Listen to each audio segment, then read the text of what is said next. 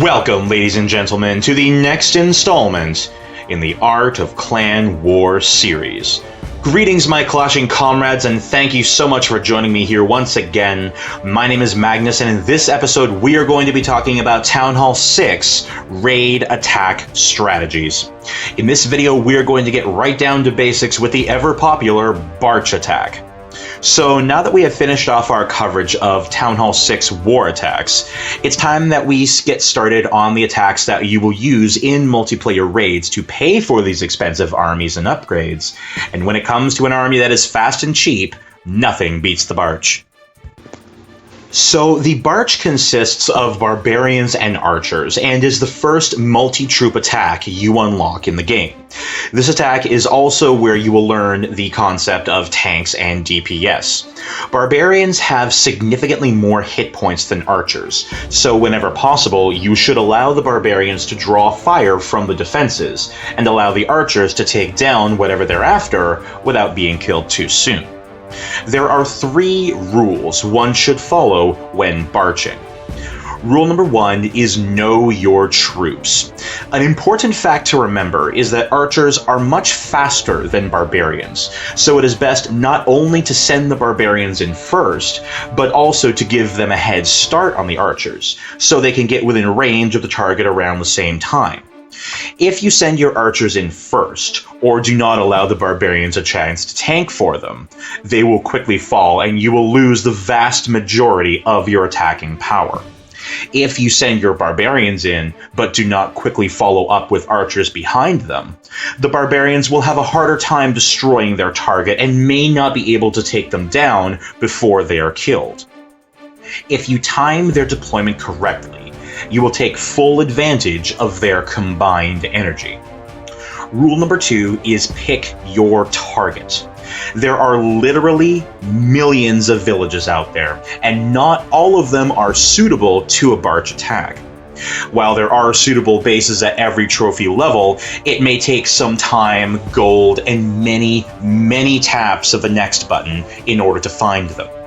Patience is your ally, especially now that you no longer lose any shield time until you find a base you want to attack. It will be frustrating, and it will feel like you're wasting your time and gold passing up so many bases. But your patience will be rewarded when you find that perfect barchable village. But what makes a perfect barchable village? The best kind of village to attack with a BArch is one that has lots of outside buildings, and buildings that can be easily hit by archers over the first layer of walls.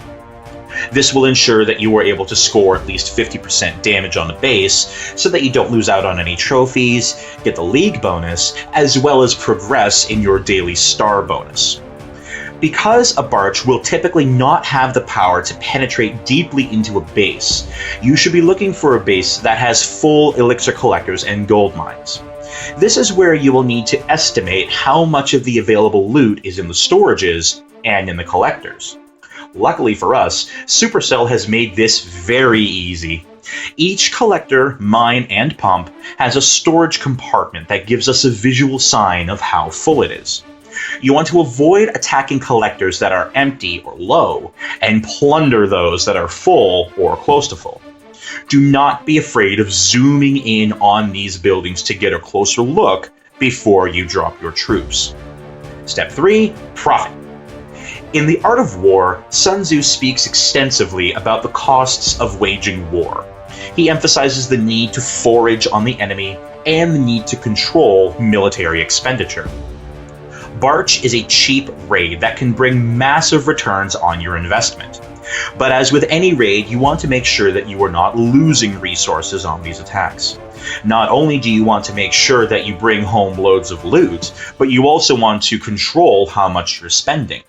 The troops themselves do not cost too much, but your spells do. You should avoid using spells on cheap raids as much as possible, but it is still a good idea to bring them in case you need a little extra help. At Town Hall 6, you are able to bring 2 spells, and have the choice between lightning and healing.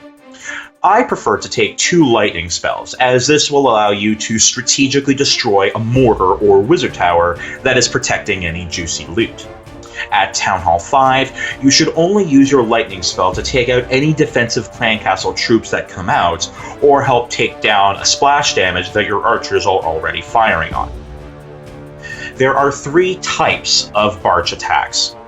The first is referred to as the BArch Circle, a tactic where you spread all of your barbarians and archers in a full 360-degree circle around the enemy base, attacking all sides at once. This attack is generally best for collector raids, and raids where you only want to take out the outermost buildings. This attack is usually good for at least a 50% 1-star win. The second is surgical deployment. Instead of spreading all your troops in a wide area, here you will want to send in smaller groups to take out specific buildings, usually full collectors or exposed defenses. Third is a BArch Rush. This is where we focus on one side of the base in an attempt to break through to deeper buildings. This will require the inclusion of wall breakers and the deployment of your barbarians and archers in waves so they don't all go down at the same time. For this kind of attack, it may be good to bring heal spells to try to keep your troops alive once they are inside of the base. This attack is more difficult and carries more risk, as you are not guaranteed the 1-star that you would see from a BArch circle. But if you are attacking a village with an offset, non-centralized town hall or exposed storages, the rewards can be well worth the risk. An important thing to keep in mind when barching, especially if you are boosting your barracks, is to keep your training queue full before you go out searching for a raid. BArch trains up fast, and as soon as you deploy the troops in the army you have, the barracks will go to work on filling the empty spaces even while the raid is still going on. This means that if you keep them working, you could come home to another army ready to go out and keep raiding. It is also a good idea to make sure that you have good defensive troops in your clan castle while you're raiding, especially if you find yourself without guard or shield. Constantly refilling your clan castle for use in raids can put a strain on your clanmates, so be considerate and only use your clan castle troops when absolutely needed. And so, ladies and gentlemen, that brings us to the end of this video. I hope it brings luck to your BArch raids and loot to your coffers. Don't forget to like, subscribe, share this video with your friends and clanmates, and let me know in the comments section how you like to BArch. Once again, thank you so much for joining me here, and until next time, comrades, thanks for watching.